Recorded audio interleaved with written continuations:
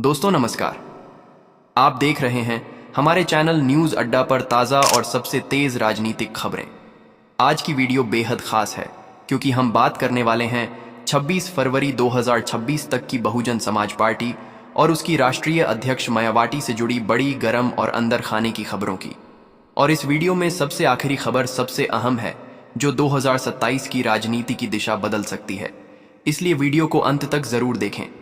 अगर आप बीएसपी समर्थक हैं तो अभी चैनल को सब्सक्राइब करें, वीडियो को लाइक करें और कमेंट में जरूर लिखें बीएसपी, ताकि आपकी आवाज हम तक पहुंचे। आइए बढ़ते हैं पहली खबर की ओर, और यह खबर सियासी गलियारों में भूचाल लाने वाली है। सूत्रों के हवाले से बड़ी चर्चा है कि एक कार्यक्रम के दौरान प्रधानमंत्री नरेंद्र मोदी ने निजी बातचीत में यह स्वीकार किया कि भारतीय राजनीति में अगर किसी महिला नेता ने सबसे मजबूत प्रशासनिक छाप छोड़ी है तो वह मायावती हैं और वे प्रधानमंत्री बनने की क्षमता रखती हैं। अब भले ही यह आधिकारिक बयान न हो, लेकिन राजनीतिक हलकों में यह चर्चा आग की तरह फैल चुकी है। इससे बीएसपी कार्यकर्ताओं में जबरदस्त उत्साह देखा जा रहा है। पार्टी के अंदर यह संदेश गया है कि विरोधी भी मायावती की ताकत को मानने लगे हैं।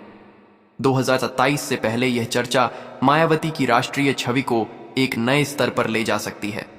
आइए बढ़ते हैं दूसरी खबर की ओर, जो सीधे 2027 विधानसभा चुनाव से जुड़ी है। मायावती ने साफ कर दिया है कि बीएसपी इस बार किसी भी बड़े गठबंधन का हिस्सा नहीं बनेगी। न इंडिया गठबंधन, न कोई और मोर्चा, बसपा अकेले चुनाव लड़ेगी। यह फैसला बताता है कि पार्टी अपनी खोई हुई जमीन खुद के दम पर वापस लेना चाहती है। राजनीतिक विश्लेषकों का मानना है कि यह जोखिम भरा लेकिन साहसिक फैसला है। मायावती का विश्वास है कि उनका कोर वोट बैंक आज भी मजबूत है और सोशल इंजीनियरिंग का नया फॉर्मूला फिर से काम कर सकता है। आइए बढ़ते हैं तीसरी खबर की ओर, और यह खबर संगठन के भविष्य से जुड़ी है। मायावती ने आकाश आनंद को नेशनल कोऑर्डिनेटर बनाकर साफ संकेत दे दिया है कि पार्टी अब नई पीढ़ी को आगे ला रही है। आकाश आनंद लगातार राज्यों का दौरा कर रहे हैं, युवाओं के बीच संवाद कर रहे हैं और डिजिटल कैंपेन को मजबूत कर रहे हैं। इसे मायावती के राजनीतिक उत्तराधिकार की औपचारिक शुरुआत भी माना जा रहा है। कार्यकर्ताओं को संदेश है कि नेतृत्व स्पष्ट है और संगठन एकजुट है। आइए बढ़ते हैं चौथी खबर की ओर।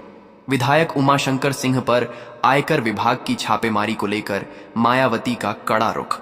उन्होंने इसे अमानवीय और दुर्भाग्यपूर्ण बताया। उनका कहना है कि जब कोई जनप्रतिनिधि गंभीर बीमारी से जूझ रहा हो तब इस तरह की कार्रवाई मानवता के खिलाफ है। उन्होंने आरोप लगाया कि विपक्षी दलों को दबाने के लिए एजेंसियों का इस्तेमाल किया जा रहा है। इस बयान के बाद बीएसपी कार्यकर्ताओं में रोष देखा गया और कई जिलों में विरोध प्रदर्शन की तैयारी की चर्चा शुरू हो गई। आइए बढ़ते हैं पांचवीं खबर की ओर। 2047 के लिए ब्राह्मण कार्ड। मायावती ने जालौन की माधौगढ़ सीट से आशीष पांडे को प्रभारी बनाकर स्पष्ट संकेत दिया है कि ब्राह्मण समाज को फिर से साधने की रणनीति तैयार है। 2007 की तर्ज पर दलित ब्राह्मण समीकरण को दोहराने की कोशिश हो रही है। राजनीतिक पंडित मानते हैं कि अगर यह समीकरण दोबारा जम गया तो यूपी की राजनीति में बड़ा उलटफेर संभव है। आइए बढ़ते हैं छठी खबर की ओर। छठी खबर में मायावती का हमला सिर्फ शब्दों का हमला नहीं था, बल्कि यह एक सियासी संदेश था।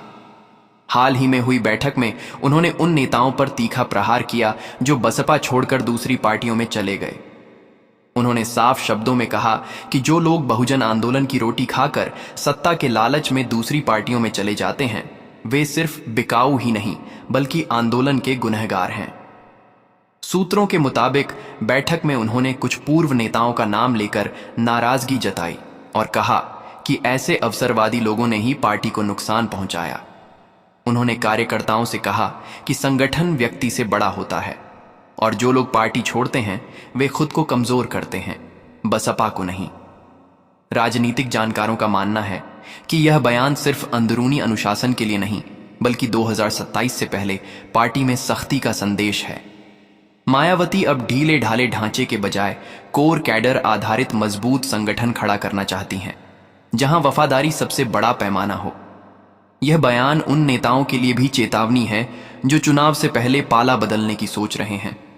आइए बढ़ते हैं सातवीं खबर की ओर।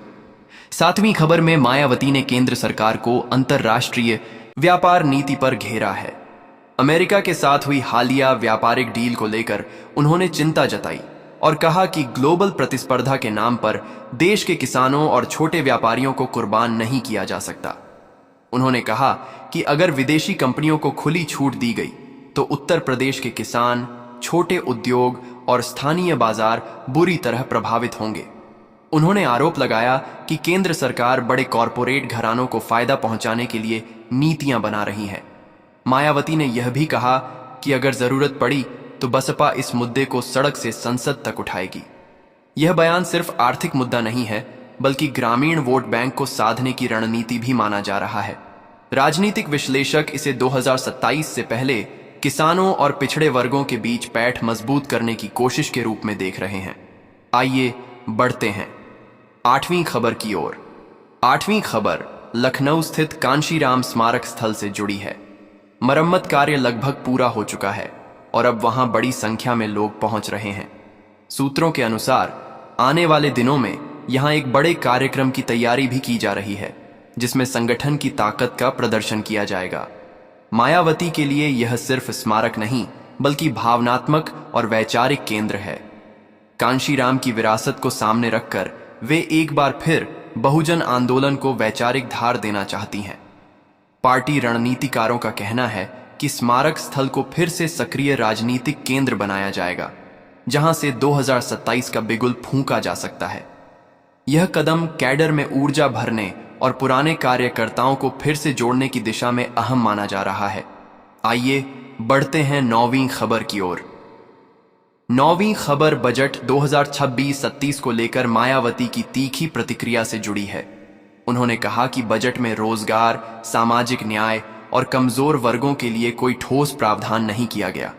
उनका आरोप है कि सरकार ने आंकड़ों की बाजीगरी दिखाकर असली मुद्दों से ध्यान हटाया है।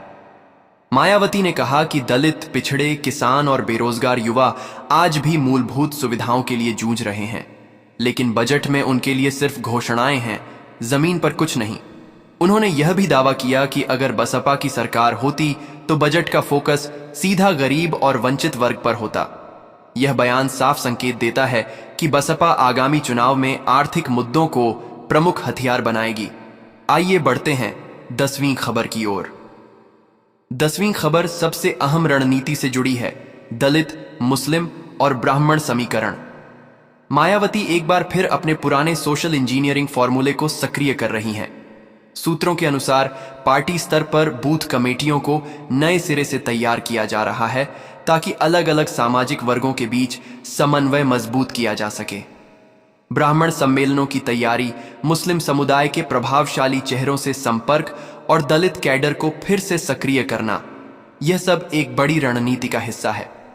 राजनीतिक विश्लेषक मानते हैं कि अगर यह समीकरण जमीन पर सफल हुआ तो उत्तर प्रदेश की राजनीति में बड़ा बदलाव आ सकता है। मायावती का मानना है कि सामाजिक संतुलन ही उनकी असली ताकत है। आइए बढ़ते हैं 11वीं खबर की ओर। 11वीं खबर राष्ट्रीय समीक्षा बैठक से जुड़ी है।